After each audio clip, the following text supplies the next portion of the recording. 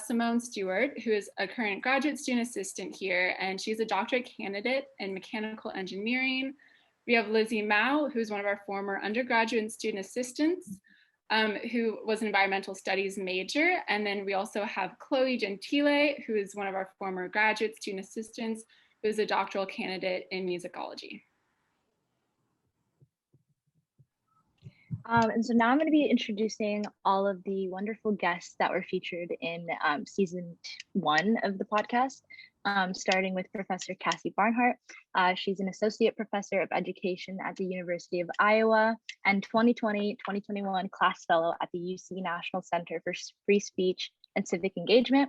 Her research examines campus-based mobilization and the various tactics student activists use to advance their concerns. And our next panelist is Yulia Gilic, who is an artist researcher based in Santa Cruz and is a founding organizer of the Wildcat Strike at UC Santa Cruz that began in early 2020. We also have Professor Julia Jordan Zachary, professor and chair of the Africana Studies Department at the University of North Carolina at Charlotte, whose research is primarily based in Black feminist theory, race, gender, and public policy, and Black women in healing practices. And we also have her daughter, McKeen Zachary, who is the founder and editor of Black Girl Culture, a digital community for young Black women to engage and learn through online content and events. She's also the founder and co-host of the podcast Black Girl Blueprint, and a third-year student at Barnard College at Columbia University. And we also have here with us today Professor O'Connor, who is a professor of history at UCSB and the director of the Blum Center. So to start off, we're going to be asking our hosts a couple of questions. And the first question I have for you all is, how did you come up with the concept of having a youth-centered podcast? And why did you think it was important?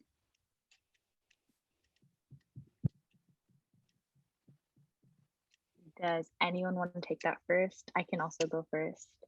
I'll go first. So basically, back in 2019, we had this idea of kind of having a center podcast because we thought it was really unique in the sense that none of the other research centers on campus at the time that we knew of had a podcast that featured all of their interns and talked about the things that we wanted to talk about, which is centering young people, college-age students, and what they cared about essentially. And so some of the first initial ideas we had for episodes was like, what moves, like what are they interested in talking about? What kind of catalyzes them into coming up with large scale movements like we saw with back in 2018, the March for Our Lives? Like, what are the various things that make young people passionate enough to like get up and start mobilizing at the age that they are? And we've had so many different ideas about episodes that we were going to do, and it kind of came into a set of 5 episodes where we're exploring like who are these agents of change and like what motivates them and like where they do it and how they do it, which was super cool to like explore with all of the awesome guests that we had. So it's been a really interesting journey to see it evolve from like this kind of like seedling of an idea into full-fledged episodes that we have published now. I think too, what was really interesting about making it a youth-focused podcast is that all of us who co-hosted the first season, I guess, were youth in a way, and it was a great way of unpacking and realizing, at least for me, the Blum Center was kind of like the first space where I really connected with women of color and like who are also invested in social justice, and like asking all these questions of like, how does organizing start at the university? What issues are being brought to this campus, and are they an echo of like what's happening in the real world, or like is this organizing happening on campus and then transitioning outwards into the greater community? So it was a really great way to realize that there are a lot of different connections that we were feeling, and it wasn't unique to us, and using those thoughts and like manifest that into a podcast that hopefully also is relatable to other people, because it was relatable within our little bubble of student assistants. And that was a great experience to, you know, call in experts and be like, are our thoughts and like ideas valid? Like, is there research to back this up? Like, what is the history behind what we feel? So that was really insightful. Yeah, so I think that one of the best parts about working on the youth-centered nature of the podcast for me as a graduate student was getting to talk with the undergrads about this kind of borderline of Gen Z versus millennial and where we fell on that. And I think it was just a really fun part of working at the Blum Center, getting to know the people that you're working with, but how we perceived issues as being important and how we decided to communicate things. I mean, I'm a millennial and I learned a lot working with those at the center who would be more on the cusp of like Gen Z. And so I think that was just really funny because and I said this in my quote that was used in the beginning kind of PowerPoint on the flyer, that really working on this podcast taught me that any type of creative outlet that people have is a method for discussing and promoting democratic practices. And I think that that was something that I just really was unaware of prior to, you know, the discussion of the podcast and our discussion of goals and what we wanted things to look like. And so now, thanks to the team, I have like a TikTok account and I'm learning so much through all of these methods that maybe as a millennial, I would have never broached before. So I think it was important for my own personal development, like Lizzie was saying, but also to, you know, kind of make our voices heard and express the things that were important to us with a larger sphere. Yeah, I think what was really nice also about starting with youth is that it was made like really personal to us. And I think that just kind of led us down this path of like making the podcast more and more personal as we went along, where we started out with youth and like millennials, Gen Z. Then we started out with like, okay, we're all women of color. Okay, we're all like activists. Like, what does that look like? And it just got more and more nuanced and like personal to us to just reiterate that. I think that was just a really cool way to start out with that youth focus, and then we just kind of were able to like incorporate more identity aspects that were important to us. Yes, thank you all for sharing. And my final question for you all is, what has this journey been like as both writers and co-hosts?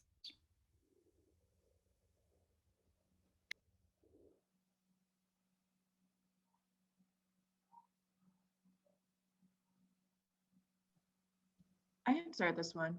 I think it's been a really interesting journey in that, first of all, I've like understood how to better contextualize like what I'm trying to discuss or what kind of discourse I want to have. Because like I think in my head I'm like, this all makes sense and like this is my lived experience, but to like better convey that to other people and to make it matter to other people, you need to have some sort of historical component or like some sort of background that you know really gives more understanding to what the issue at hand. And sorry, I'm like rereading the question. And like because of that, I've been able to, hopefully I'm better at articulating myself and articulating my ideas to others and conveying that. And it was a really interesting journey because all of the conversations we were having, I think were at least an hour long. And like I was like learning such insightful things. And then it was also difficult to be like, how do we keep all of this information because it's super important, but convey it super concisely because like people aren't going to listen to like a 3-hour long podcast. Like what nuances do we keep? What nuances can be like saved for later, or just like not gone in depth. So it's definitely been an interesting journey of like, what's the most important message that we want to convey in this moment, and how are we going to do that? And is it okay if we leave certain things out? And how do we communicate with people who may not be like as perceptive or like feel as strongly about these issues as we do, so that they can still get something out of it. So yeah, that's been really interesting.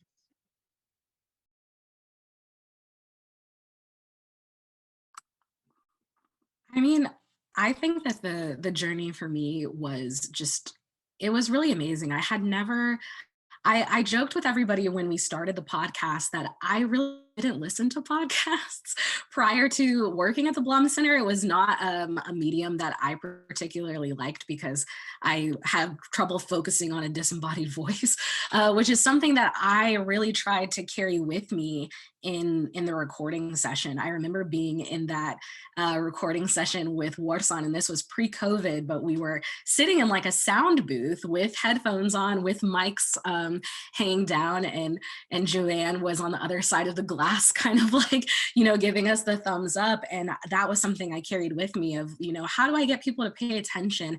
How do I have, my personality come through and convey that I feel that these issues are important, that they're not just issues that I am, being compelled to speak about because I work at the Blum Center, but they're also things that matter to me.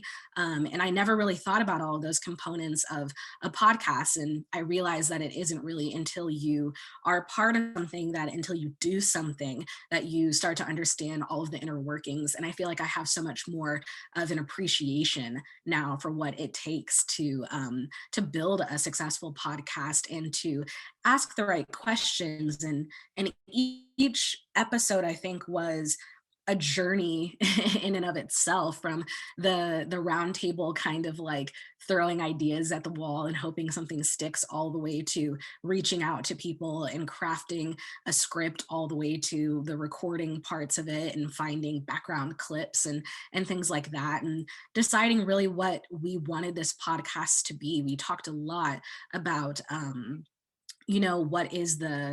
what is the theme, what is the goal, but also, are we an NPR? Are we kind of a chat show? And I think in that we finally hit our stride. But I think that was the best part for me, was just the actual journey itself, from every episode, from the inception of the idea all the way until the final product. And I'm really thankful that I was able to do it with such great people as well. Yeah. I think as a writer, and like just as a grad student too, like the editing process was really intense. And like sometimes we would like, spend so long on like the first draft of it, and then after that just like get reinvigorated by like our guests or like our interviews or things like that, and like there were like all these steps to it, and kind of like after we would have this like script that we worked on for so long, then we'd realize like when we're actually recording that like we needed to also make it sound like approachable and like we're actual humans. So I think there was just like a lot of just unforeseen like editing in the moment when we're recording too, and then like just never ending edits, which I think was like actually really cool to get used to, because I think that any kind of writing demands that. And kind of just realizing like what we have is good and what we know is good. And like I said before, like I think the later podcasts are when we all were just kind of like, we know this stuff, like we're just going to say it and we're just going to talk about it and converse, and we were trying to move toward that. But I think the beginning stages of writing everything out, like that was a really intense process that I value for sure, but it was intense. Yeah. It felt like writing a thesis. Like, I will say, with Chloe and I both are grad students, and it felt like the process I'm going through now of writing this thesis and having to have like sources to back up everything that you're saying, and then going through this like continual iteration process, which is so useful. And I think that we all laughed about it with each other, and at some point, we laughed about it with Joanne. And I think there was this same feeling that Chloe was talking about, where you feel like, at what point do I bring this into the world? At what point do I say that this is good enough and trust myself? And I think that was something that we were learning and kind of trying to deal with the whole time, because it was kind of all of our first time. So you kind of want anything you put out into the world to be perfect, especially when you've worked on it so hard. But I do think that, Chloe, echoing what she said, was really right, that it's just like, at some point you have to trust yourself, and you have to trust that the work that you did is good enough. enough. And I really think that you know, as I've said before, the Blum Center, my mom's friend always says there's a sermon in there somewhere. So I think that, you know, that you have to trust yourself and trust that what you're putting out into the world is good enough. And that goes for any area of life, whether that's, you know, your graduate thesis or, you know, graduating as a senior in undergrad, working at the Blum Center. But I think that this process really did help us do that, of saying like, this is good, we have to share it with people. Yeah, I don't think people know just how much editing there was, how many sources there were. There was a lot of like work that was put into like the really, really intricate details. We included like recommended readings for every episode so that if you're like curious to know more about what happened at like Kent State or like the Vietnam War protests at every college, like if you want to know more about that stuff, you can read more about it. This journey for me was very rewarding because I'm really glad that we all came together to record it. Especially because I think each of the hosts have like a really unique perspective on like life, and we all came from different places and different backgrounds, and that really helped us kind of like having our voice like come through, which we hope you will like hear. But my favorite episode was definitely the last one because, as Chloe said, like it started to get really more personal, and like we started to engage with like our own identities and play with like being opinionated on the podcast, because while we were sharing a lot of things that were kind of like historical and factual and we wanted it to be like storytelling, we were also telling our own stories, like, and weaving that into each episode. So it was a lot of fun. It was a lot of fun to interview everyone. And yeah, I really loved it. So we're going to get into interviewee questions and talking to our wonderful panelists now. So to summarize, in series 1 of this podcast, we focused on the power and potential of our generation and explored a number of topics related to young people, activism, what motivates them to call for change. We will be inviting each of the guest speakers now in series 1 to expand upon a few of the key points we discussed from all of our interesting conversations that we had in the episodes. I think Lizzie mentioned it. All of our interviews were like an hour long and they were super interesting conversations, but we couldn't include everything. So that's the good thing about this event. We're going to be talking a little bit more about the things that you won't get in the episodes that are published. Mm-hmm. And we've also been thinking about the potential impacts of the pandemic on this generation of youth. So this has inspired us to take a closer look at the many different ways young people can engage in social change in the second series of the podcast. So in this exploration of various types of activism, from on-the-ground organizing to online activism, we're hoping to demonstrate how valuable each and every role is within a larger movement. So to begin, we're going to start with Professor Barnhart. Episode 3 of our podcast actually split into 2 parts, 3A and 3B, focusing on historical and contemporary social movements on college campuses. And in part 1, we talked about the campus activism of the 60s and 70s, which was a turbulent political time in our country that led to many students on college campuses using their universities kind of as a space to organize and call for change. So Professor Barnhart, as we mentioned before, is an expert in campus-based mobilization and student civic engagement. And she shared insights about the rich history of activism at universities. So our question for you is, could you talk to us a little bit more about why activism and college campuses seem to be so linked? And do you believe that these forms of activism will continue once a lot of students go back to school in the fall, which would be really new for all of us? All righty. Well, thanks for the question. I'm happy to share a little bit about why activism and college campuses are so closely tied.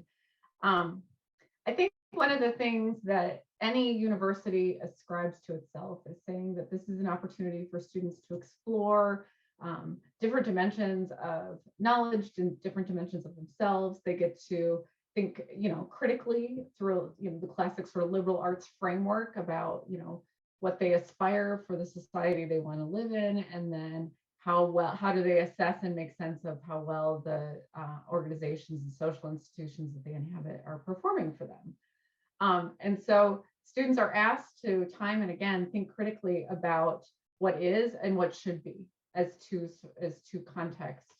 And in that space, as they're finding colleagues and peers and friends who are seeing some of the gaps between what is and should be, they arrive at this moment to say, wow, what do I need to do to close the gap? I mean, I don't think they're thinking about it in that sort of formulaic sense, but that's sort of the nature of the conversation. Like, I don't like what's happening. There's a gap. How do I respond to this? So some ways students can respond are through like the traditional channels, student governance, community organizations. If they want to eradicate hunger, they'll work with the food bank, that kind of stuff. But once those things, sort of reach their meaningful end and they say there's still more to do, what is it next? What are they going to do? And they often turn to other political process mechanisms like organizing. And so that's in part as they're looking at current events of the, and issues of the day. In their classes, they're asked to think critically. They're surrounded by communities of peers that have lots of different perspectives on it. All of a sudden, they're in these spaces where they can find voices, find community, and find ways to take action associated with their convictions or the problems that they're observing. And let me see, what was your second question? Okay, go ahead. But it's just basically, how do you think these dynamics will work once we go back on campus in the fall, considering that a lot of people have had to kind of change their entire tactics for activism to accommodate to this online world that we've been living in? Yeah, well, if anything stands out to me, so I don't know if I have a definitive answer for you on this, but what I will say is last summer and last May and beyond, after the murder of George Floyd, especially, what we saw was college students on college campuses and college students in their home communities that might not necessarily be their college campuses, having gone back, someplace else during the pandemic, still found a way to engage in activism. They were able to demonstrate both a commitment to health and safety, so we didn't necessarily see, these moments of activism being problematic spreader events in ways that, that wasn't like the story that came out of it necessarily. So I think we will still see sort of traditional forms of activism even out of COVID. At the same time, I think the story that has yet to be told, and I'm so pleased to hear all of you talk about the focus on centering youth, is that historically, and I know we have some historians here, but I anticipate that when historians look back to this moment in time, this might be the moment where we see high school students, or sort of this epic of change in the years that we're talking about, high school students specifically, finding their voices in ways that we saw college students sort of coming into their own activism in the civil rights and Vietnam era, because really the high school students have taken up some of the causes in ways in their municipal communities, allied with community members, allied with other college students, and so forth. So, students are also going to have a lot to be concerned about. The COVID has sort of recalibrated how people think about what the social contract is between universities and students and the public. And, there are all these concerns about college cost and, what the focus of college and learning should be about. There's going to be some contention around those things. And I expect students to raise their voices and to communicate their concerns.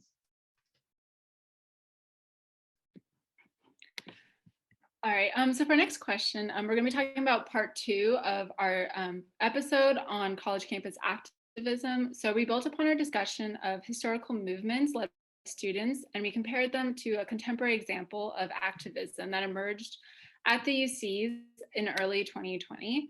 And Yulia, we interviewed you early last year, just as COVID started, after the cold movement had just gained so much momentum and had to abruptly transition to an online fight. So our question for you is, how is the cold movement doing now, a year later? And in what ways has the movement benefited from the transition to remote activism? And in what ways has it been challenging? That's such a hard question. Well, okay. So I first of all just want to congratulate all of you all of the hosts and the Blum Center members on the release of the podcast and this event. I think it's really exciting to actually be able to engage with the work that you've done, and that you all brought us together to have this discussion. I think it's a really ripe moment for organizing, and it feels like there's a lot of potential. But I'm also noticing that a lot of the connections that were built through various forms of in-person organizing don't feel as strong and as intense. And I think the kind of trust that we were able to build and the kind of sense of the collective where, on the picket line, a lot of people were coming down to like just be in community with each other and like have food and like just, I don't know, lend their time and like their physical bodies to the struggle. And now that like questions of health and safety are so wrapped up with the question of like being physically together, I have a lot of questions and concerns of how organizing is gonna go forward. But the way the movement kind of unraveled when the pandemic hit is sort of interesting, because I think one really positive thing that came out of it is a new coalition of organizing that's called Cops of Campus, that started out by radical faculty of color who were organizing together first in solidarity with COLA. And then when the Wildcat strike ended and, all of the organizing networks remained active and people kept talking. And as the uprising for racial justice and against police brutality was underway across the country, all of those networks got mobilized for that. And so we just had an event that was called the COLA Reunion - Cops of Campus. And we came together kind of for the first time in nearly a year. And it was incredible to see all the same people. And I also, I guess for a different cause, but I also want to make the connection between COLA and Cops of Campus a little bit more clear. So when we were on the picket line, one of the like most popular chants was Cops of Campus, COLA in my bank account. So the way we were organizing and conceiving of the demand for COLA was always connected with the idea of Cops of Campus, in one way in terms of the budget. Like whenever administrators would ask rhetorical questions about, where would the money come from to pay you a living wage? What a ridiculous demand. The answer rhetorically would always be, well, just abolish your police department, and there you go. But also there was like an ideological connection where if we are serious about making both university education and graduate school accessible to people who are not independently wealthy, if we want to recruit and retain and create safe campus for Black students, for disabled students, for trans students, for undocumented students, we have to have, one, a living wage, and two, no police and no police violence.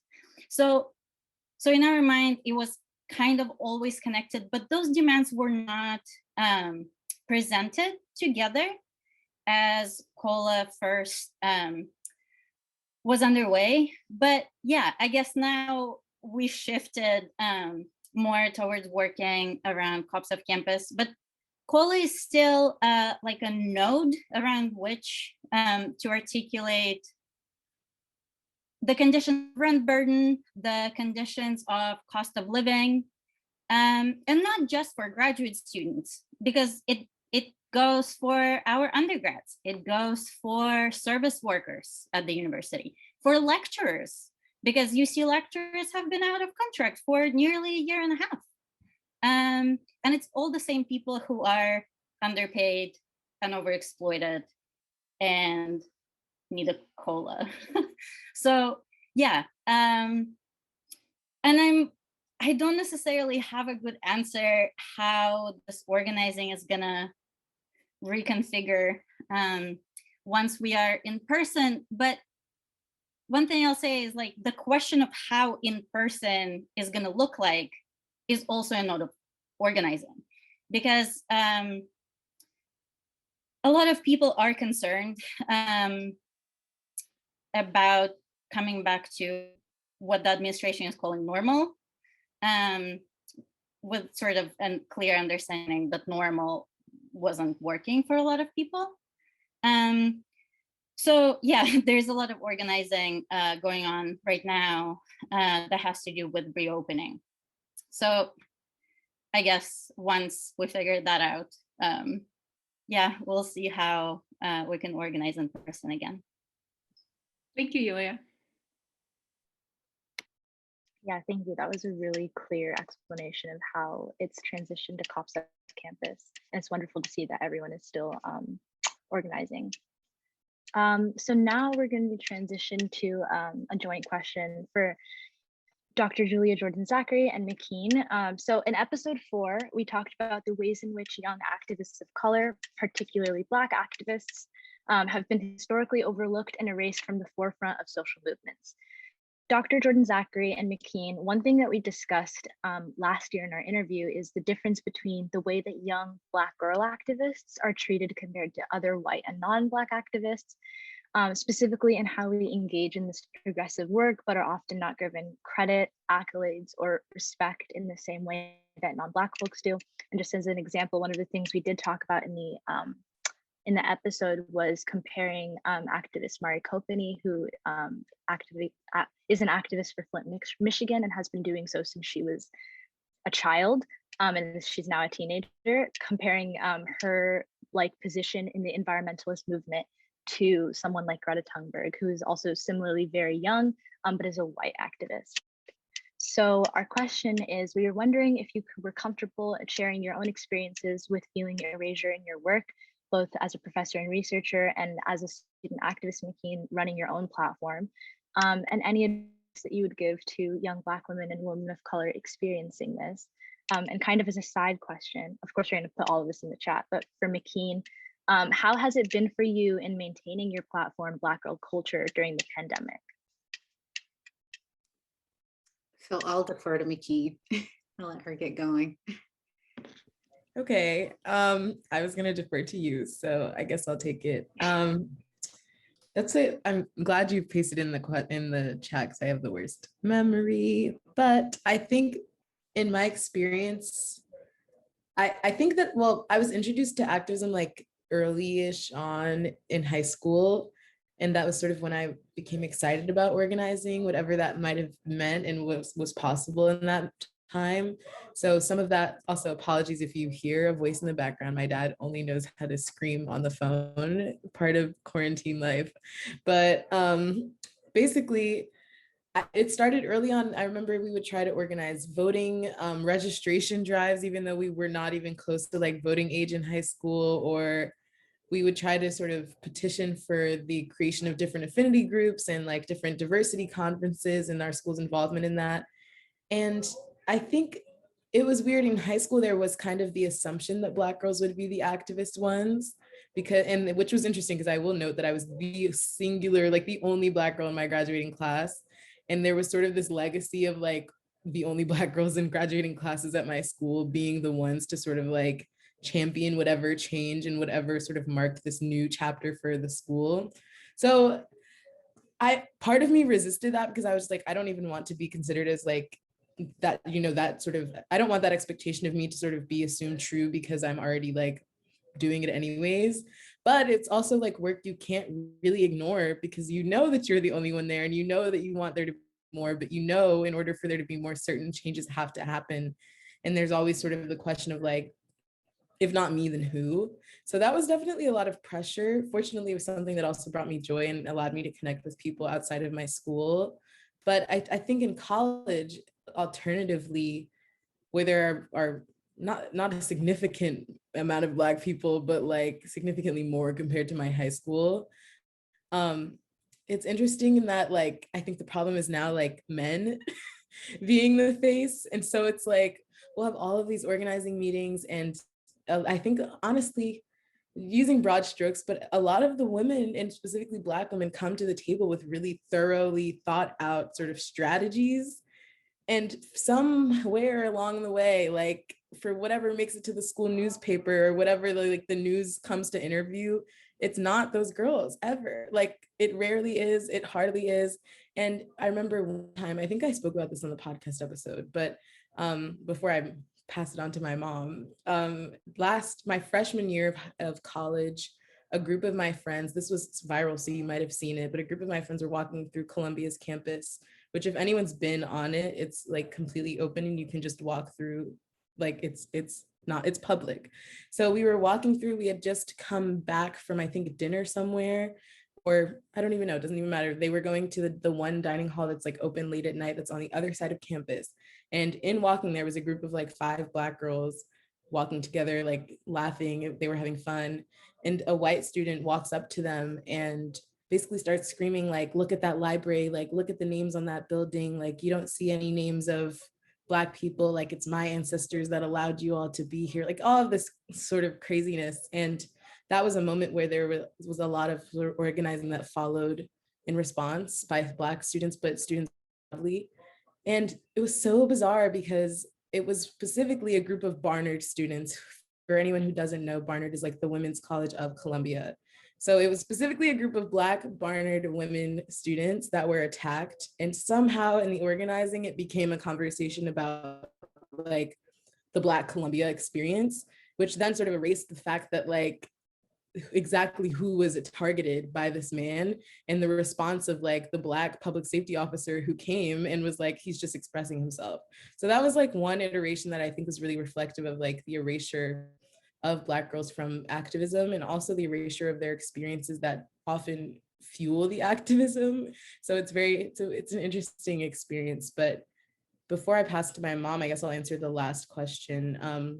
I've been thinking a lot about content creation during this pandemic, especially in an era in which it feels like, especially after like June 2020, when everyone was posting like Black squares and like all of these infographics. And I was just like, okay, I'm not doing that because like, I don't think Black girls need an infographic explaining what racism is, or like, you know, I think we know from experience or like from somewhere else because it's being talked about everywhere. So it was really a challenge for me to ask myself, and one that I'm still sort of trying to figure out, like exactly where do I fit in this in terms of like, what do Black women want and need to hear right now? So balancing like the information side of things while also not sort of, while avoiding my platform becoming something that is like a burden or draining, or putting out content that is not fueling my audience, but rather sort of like bringing them down.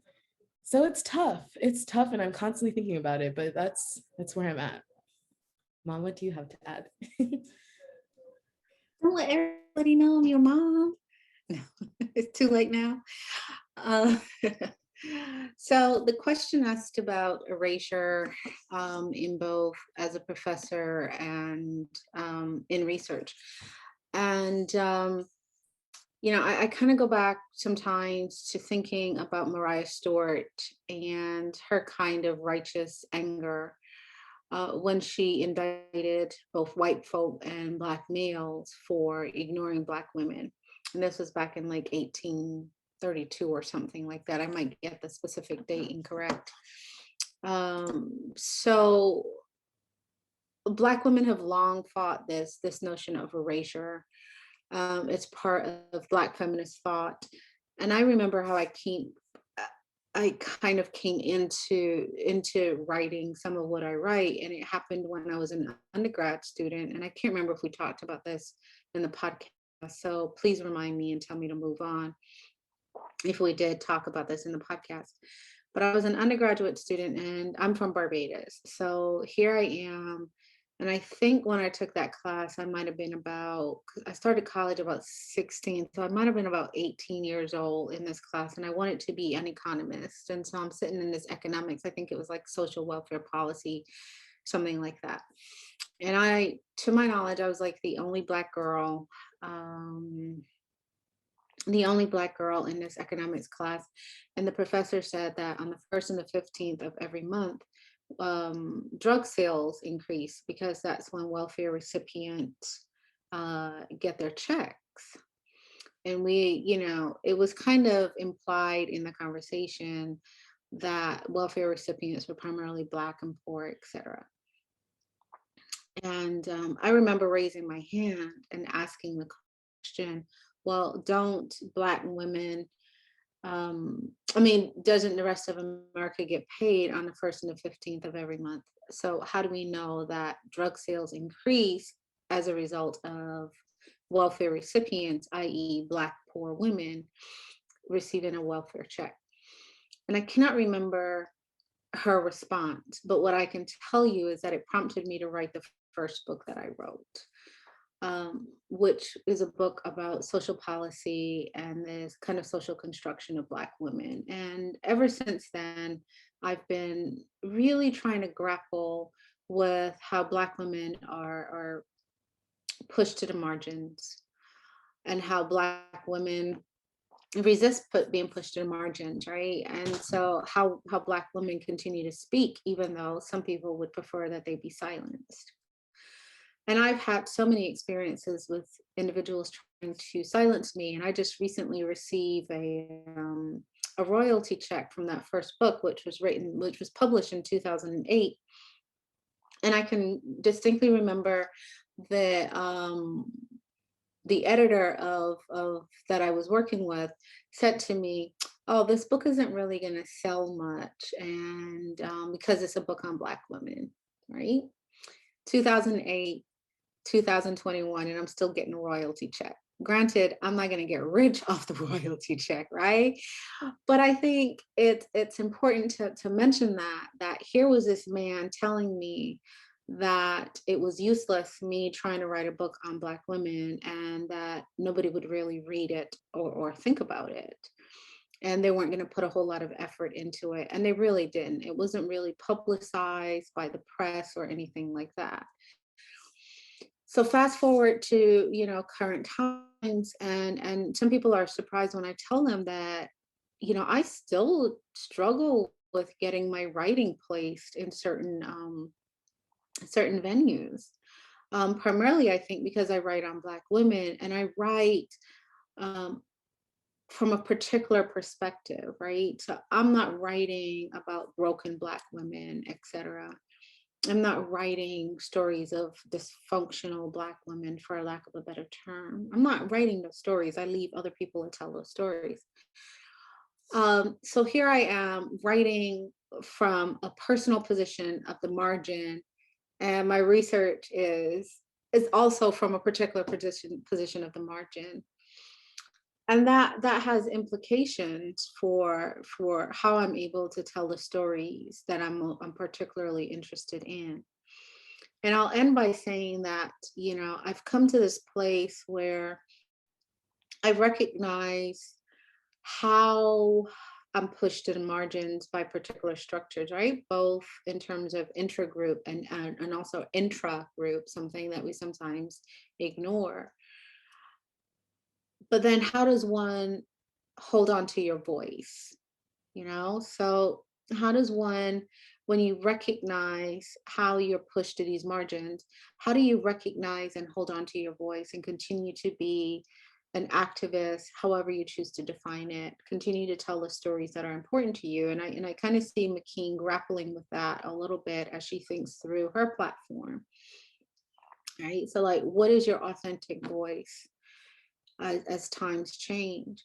And I always say that you can change and flow and have, flow and rhythm in what you do.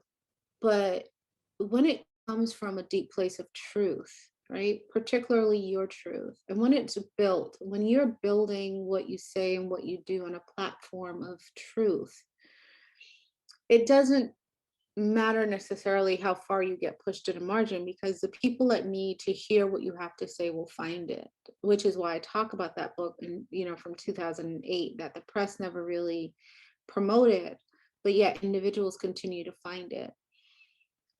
And because that was a book that was written from a deep place of truth that really wanted to grapple with, how do we understand Black women in society?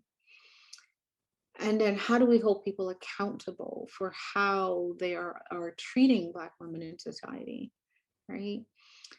And so I'll just conclude by saying that, yes, we face challenges as women of color. We face these challenges because some people would prefer for us to be quiet. And in response to that desire by other people to render women and women of color quiet, we owe it to ourselves to speak our truth. And which is why, you all have me here at 7 o'clock at night, because I appreciate what you all are trying to do as students, right? I appreciate you all working from a position of your truth. And I commend you for that, because somebody is going to find it and realize that even though they're on the margin, there is beauty there on the margin, and you can dance on the margin.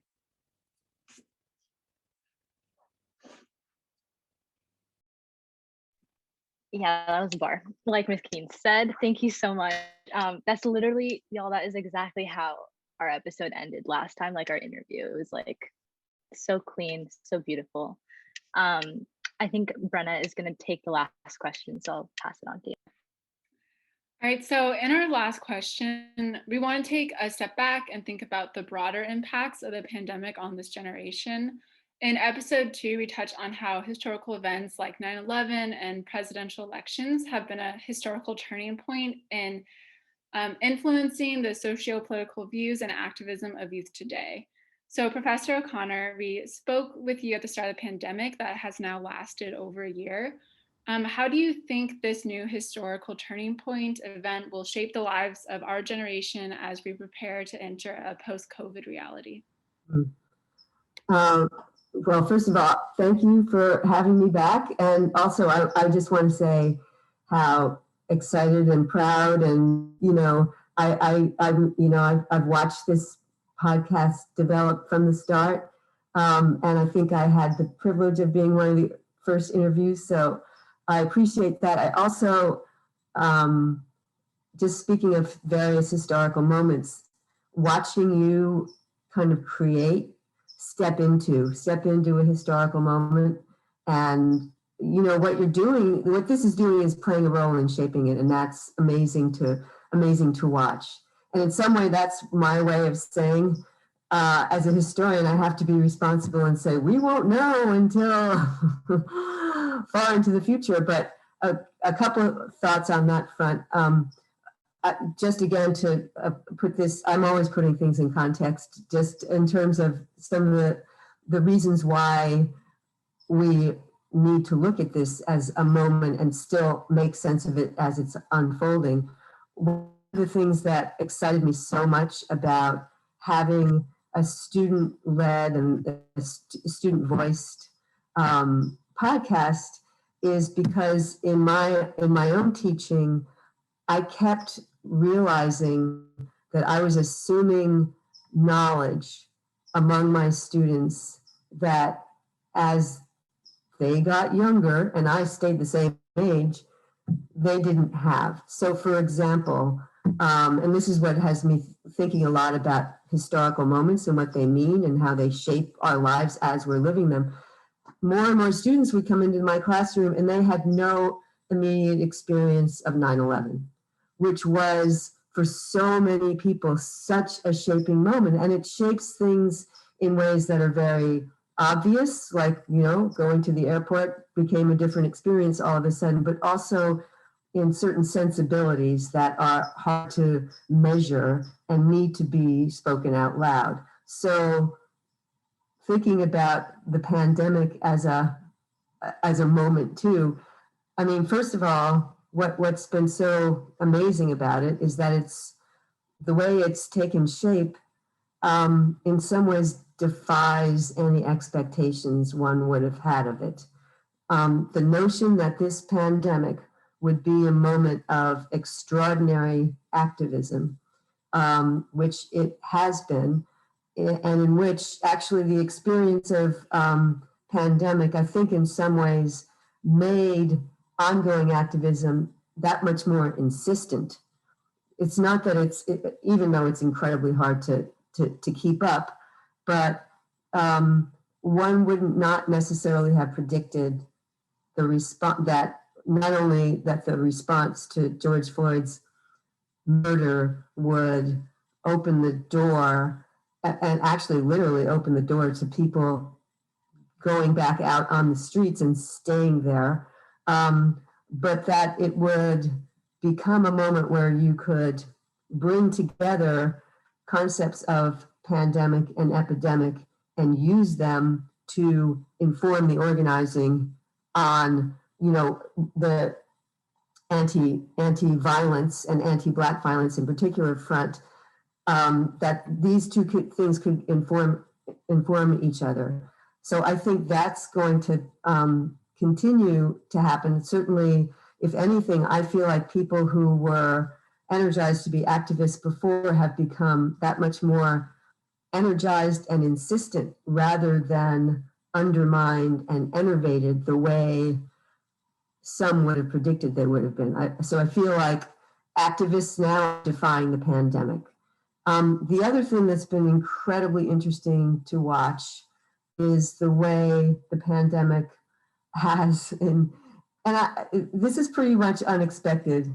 It has opened the door for, and this is thanks to the organizing that's been going on, it's opened the door for people in the center to be pushed well beyond where they would have been before. I mean, I say this cautiously in that we don't know what's going to happen in contemporary politics. We don't know whether some of the bolder ideas that are now on the table that had no chance of being on the table before the pandemic are going to stay there. And we don't know whether the current administration is going to continue to push things the way they have been. But again, it's not perfect. You know, we would, some of us would want a broader agenda, but the idea that we are actually saying, as was mentioned before, that this has become a moment for rethinking the social contract in a way that really wasn't imaginable before. I think that is we're gonna look back on this experience of pandemic to have been a part of that, but not the only thing that's informing it. I mean, we have to look at the pandemic in entering into a moment when there was already a lot of activism that was energized, that hasn't become undermined and enervated, and if anything is using the pandemic as a platform to push further. And to say we also have to think differently. We have to think differently about questions like, what do we expect? To get back to some of the things Cassie was saying at the very beginning, what do we expect from a college education? What kind, and not just a college education, but what kind of a society makes development and growth and public safety for that matter, possible? Let's ask that question first before we build a huge police force to enforce a very narrow idea of what public safety is. It's been fascinating to me to see how that's the conversation that we're having. So it's a very, I'm putting my optimistic hat on right now, and saying that I'm hopeful that we're going to be able to look back on this as that turning point, and certainly a turning point that helps people who've been pushing for a long time to get out of the neoliberal trap. I think this really might be the thing that helps us to get out of that entire framework as the way of thinking about the way the world ought to be. So that's my hopeful version of what's going to happen when we get to see each other in person once again. Thank you, Professor O'Connor. Thank you. So now we'll have some time for Q&A. If any of our audience members would like to ask our panelists or hosts any questions, and this is also open for any of the panelists. If you want to ask each other questions about the process, that is cool too.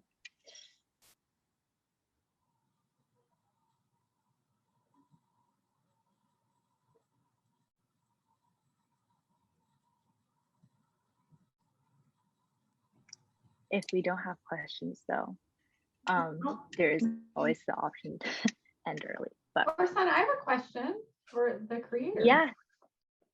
I'm curious, since you all are uniquely making this podcast in an academic research environment, I'm curious how you sort of navigated thinking about its potential uses in the classroom or in the campus community. If that, I mean, that's a very sort of distinctive context for this podcast that's not necessarily the case for others. I wonder if that was in front of mind or how you thought about those issues or anything.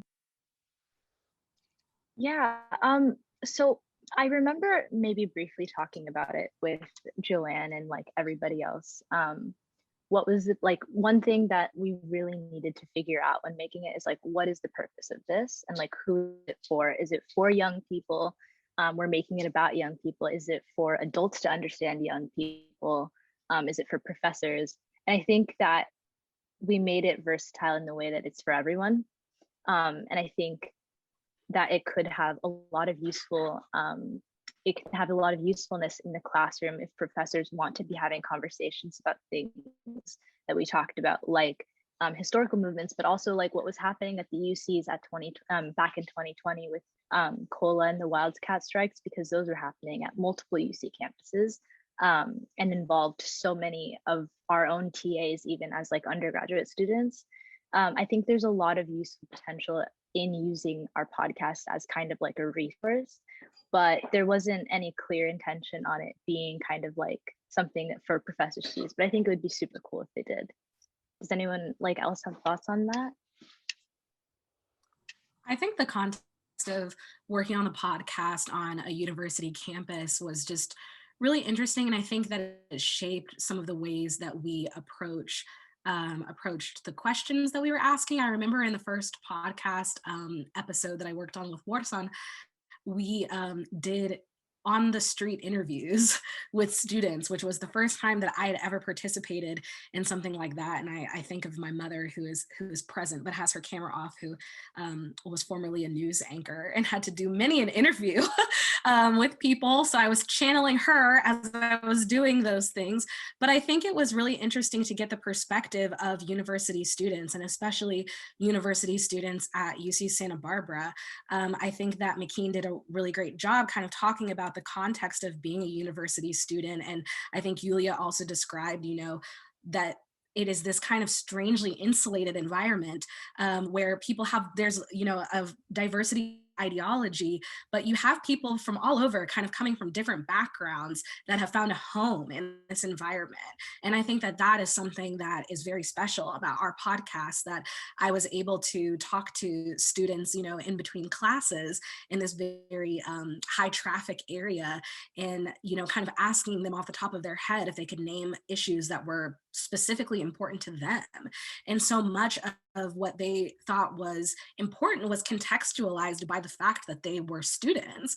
A lot of them talked about the feelings around student debt and kind of the economy and where that was going to lead them in the future in terms of jobs. And so I felt like it was a particularly interesting component of working on the podcast, having the backdrop of doing it on a campus. And I agree with Warsan that I think because of that, it would be particularly interesting to see its potential use in a classroom, and maybe even to close the gap that Professor O'Connor mentioned between the professoriate faculty and students that are getting younger. Because I continually iterated throughout this process that if I feel like that there is a gap between me and Gen Z, that I know that other people feel like there is a gap. And so I think the podcast could be a great marriage for both of those things, that we have professors like Professor O'Connor and Professor Jordan Zachary, who are from a different generation, who have experienced these turning point moments,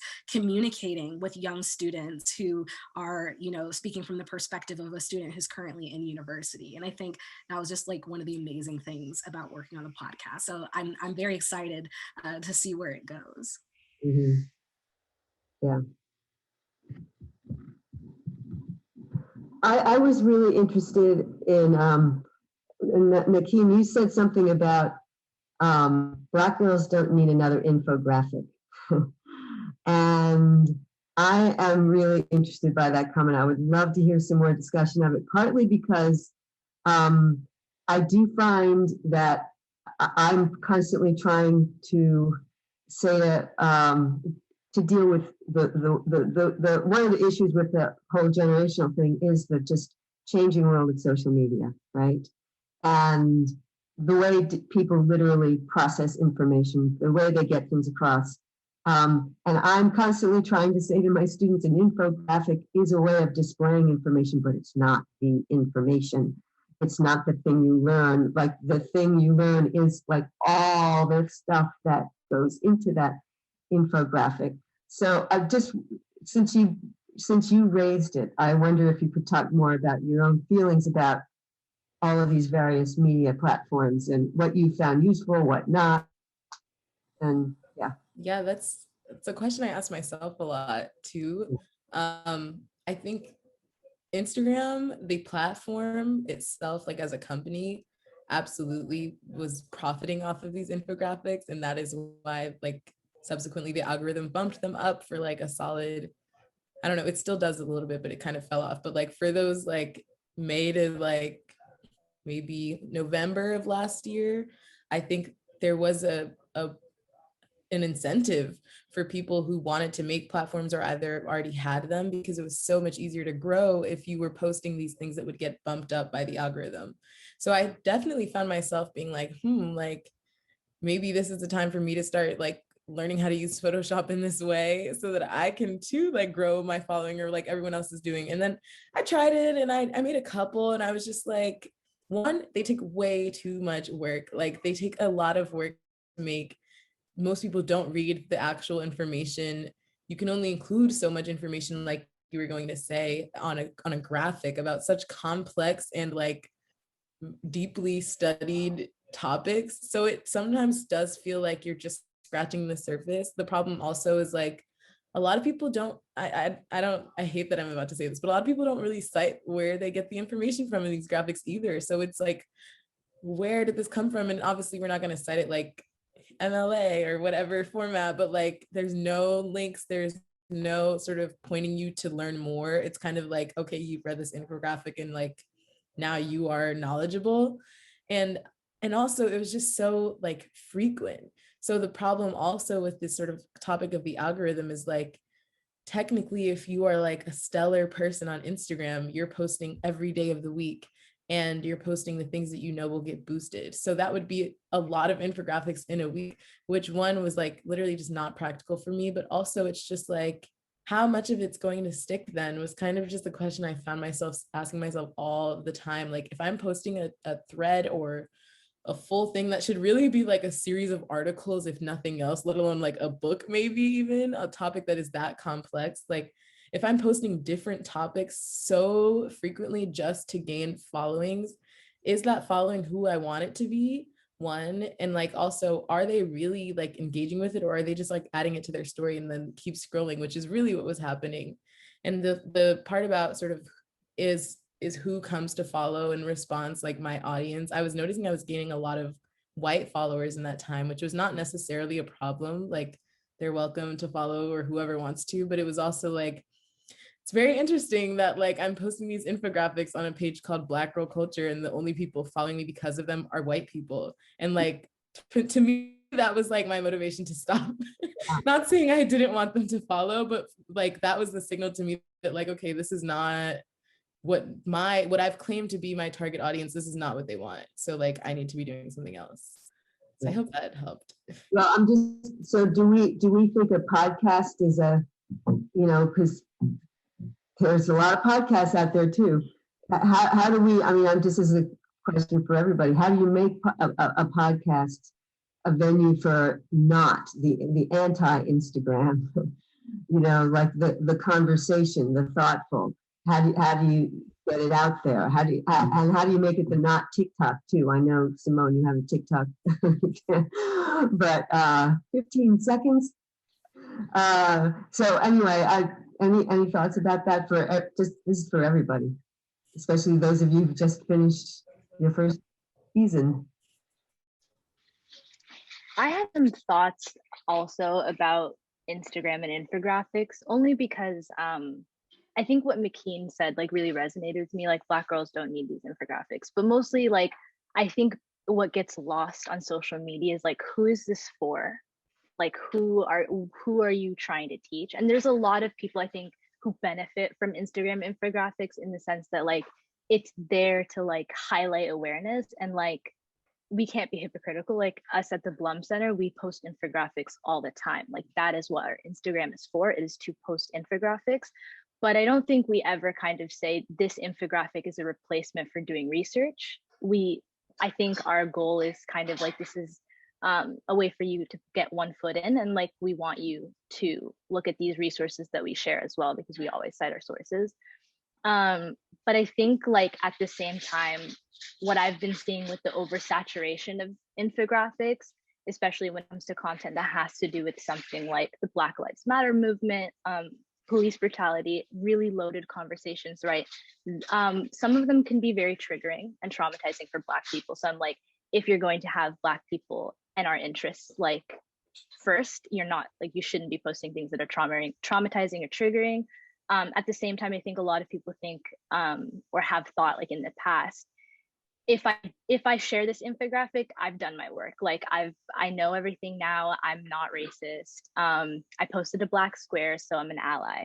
And I think those things can be really dangerous and like problematic, because now you have people thinking that having a Black Lives Matter card link in their Instagram bio equals activism.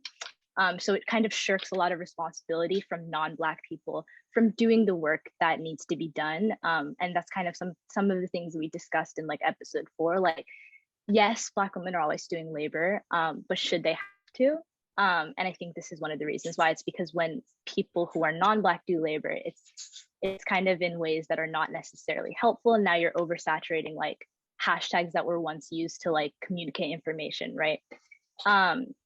As for the podcast, like everyone starts podcasts when they're bored, but I think our podcast, we were really intentional about the audience and the mission and like who we were doing this for and what we were doing it for. And that's why we had so many drafts of like just the mission statement itself. And others can speak to this as well, and I'm sure Joanne can too, but we tried to be intentional. And I think intentionality is like the number one thing when doing activism online, because that can get lost on Instagram. I think that I would add to that, that was one of the things that I've always sort of grappled with podcasts. And like for years, people were telling me, oh, Simone, you should start a blog. And I always thought, like, what makes my blog different from anybody else's blog? How do I curate my voice? How do I, find a niche where I'm speaking to the people who want to hear me?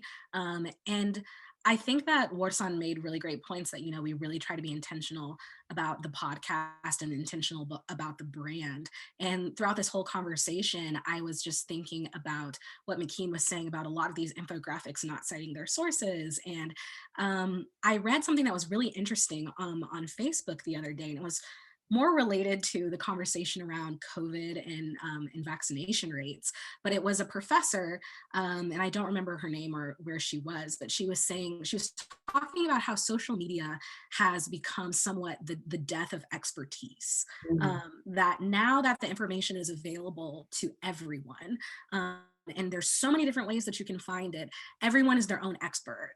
And so she was specifically discussing this in the context of vaccinations and people who maybe don't support the COVID vaccine, and saying, they've done their own research and therefore they have created this idea that they are an expert, despite the fact that there's many doctors who are like very well learned and have gone to school for years and practiced for years, that are saying things that maybe are the opposite of how they feel. And I think that argument can really just go both ways. I think that's one of the things that makes our podcast different than maybe other youth-oriented podcasts, is that it's so well researched, and so much of, we're very intentional about the guests that we get. Thank you all for being here tonight. But using the recognition that maybe as youth, maybe as people who maybe haven't been in this conversation for as long, we maybe are not ourselves experts, but that we would like to amplify the voices of experts, and that we would like to do so in a way that is welcoming and inviting to young people. And I think that is something that is really difficult to do on social media, and difficult to do in the form of an infographic.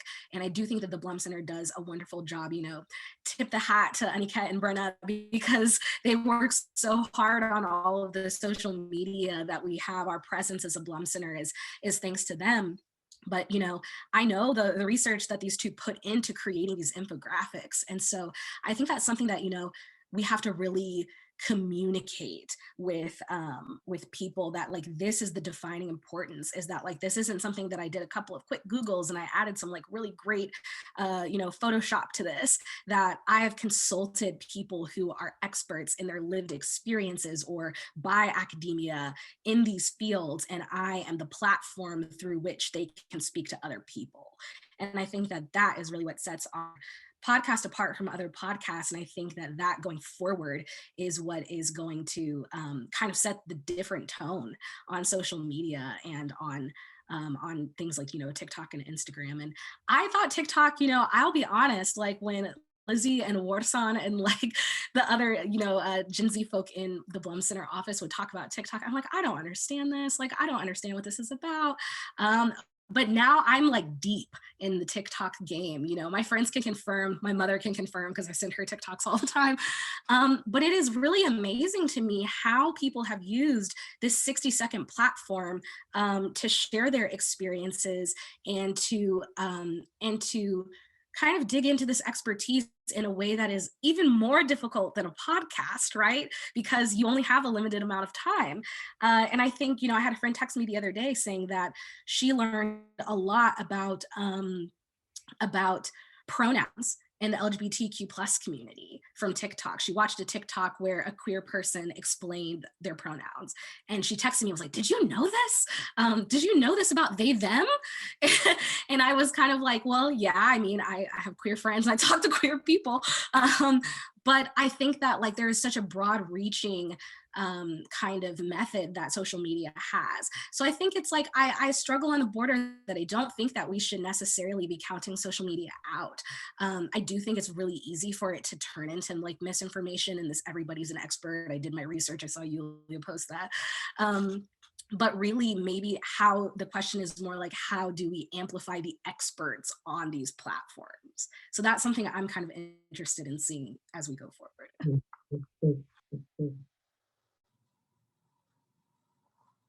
So just really quickly, I am not sure if Makeen, when you said Black girls don't need infographics, if it's really a condemnation of the use of the technology or the format of information sharing versus the content sometimes, right? And who's consuming. So I'm hearing a question, well, I'm hearing three different things.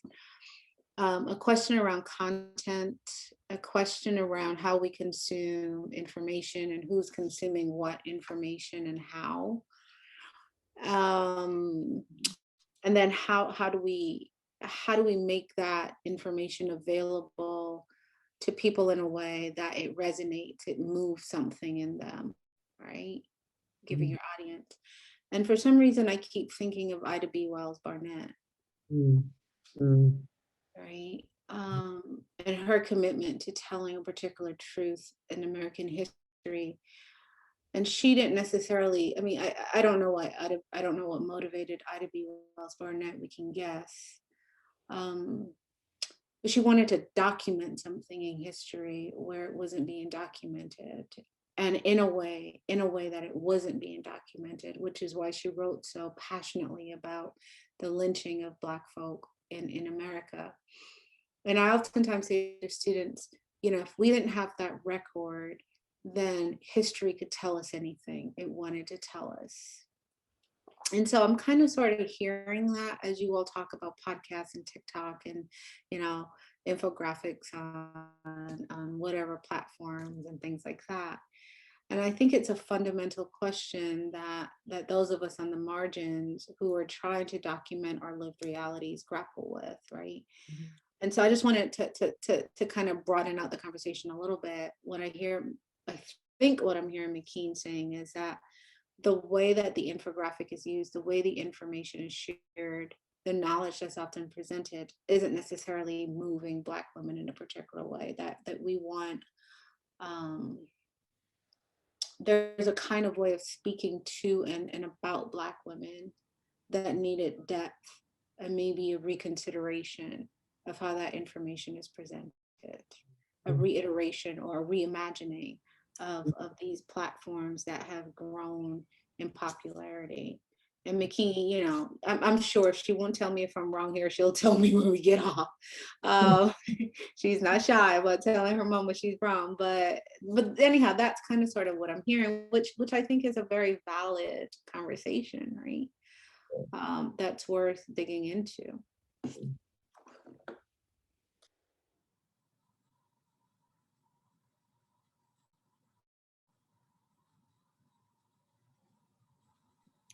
All right, are there any last minute questions before we wrap up? I have a question. Not to put our panelists too much on the spot, but I'm sure you all have been interviewed by many people across many different platforms. And I'm just wondering how, children in the background for my background music, how these youth, sort of how being interviewed from these women and these young women, these women of color, like if the conversation is different, just sort of centering a bit the youth, sort of their youth, and if that how you feel, if any way, that influenced how the discussion went as the interview went through this podcast medium, and just, you know, versus other kinds of conversations you've had with other interviewers. I can go first. I think that what I appreciated most from what I recall was, I feel like in the few interviews or conversations or panels that I've done, it's like a lot of those questions that are just like, what does this mean for your community? Or like, you know, those like super broad, like, and it's like, I don't know how they feel. Who knows? Like, I have no idea what to tell you right now. I feel like you all did not ask me that question, but specifically sort of beyond that, there was a certain level of understanding and familiarity and sort of perhaps shared experience that maybe came from just our age, but also from like our racial and gendered experiences that made it such that your questions sort of got to the things that a lot of other people just would not think to ask about. So like, even the question of being asked, like, what is it like specifically as a Black girl activist in sort of an undergrad world and in that context, I don't think anybody else would ask me that. Like, I would maybe be asked about student activism and like that would be it, but there aren't really there isn't room in my experience to speak about the things that we were able to speak about because of how pointed and sort of how familiar you all came to the conversation with. Mm.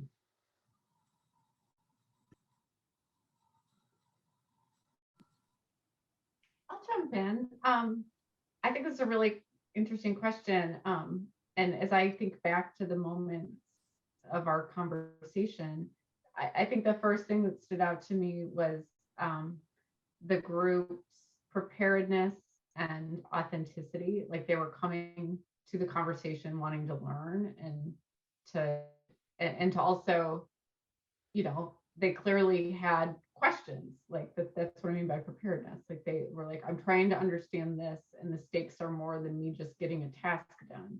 And that's what I really appreciated. As a professor, I often try to instill in my students, you know, like if you're not going to do it, who is? Like the privilege of having, you know, taken the time and pursued an education is your responsibility to do something with that knowledge. And I felt like these students, you know, at undergrad and grad together, that they were wanting to do something with their knowledge, and I really appreciated that. So I appreciate everything you all did, the initiative. I got to see growth for the podcast from the first time that you all reached out to me about the podcast and we talked about it to where you are today.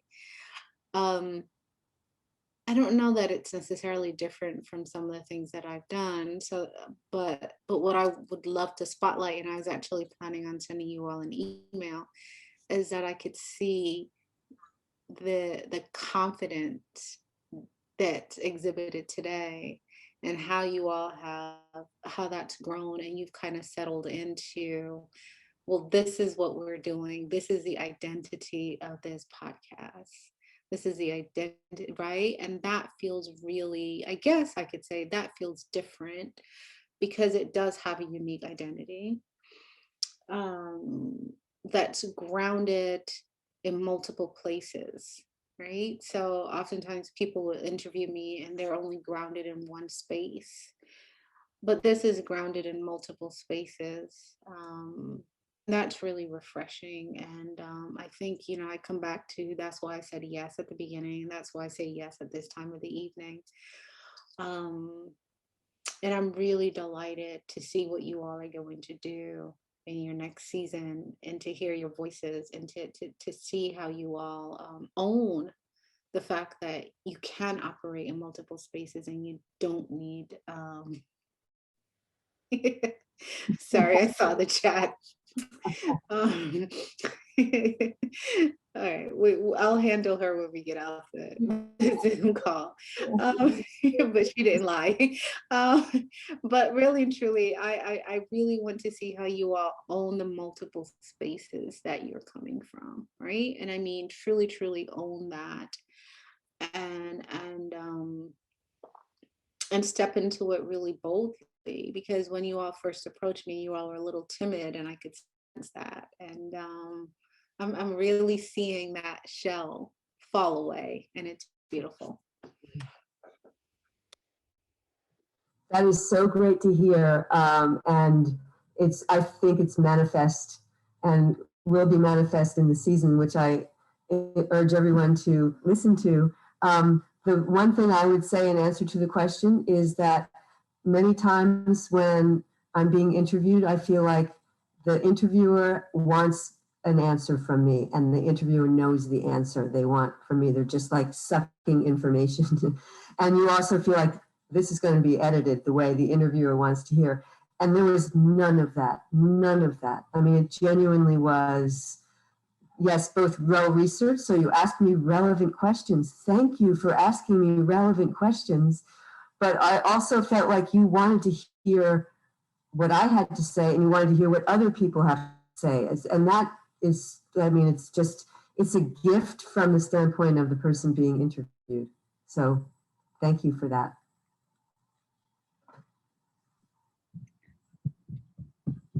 All right, so I think that is a great note to wrap this up on. So thank you so much to all of our panelists, our hosts, and everyone who attended this event. Quickly before we Sorry, leave, Yulia, did you have anything you wanted to add to that at the end? Just didn't want to No, forget you. I truly, I don't have anything that can contribute to like what has already been said. And I'm just really grateful that like we were able to continue this conversation now and like also with other panelists. It's been really wonderful.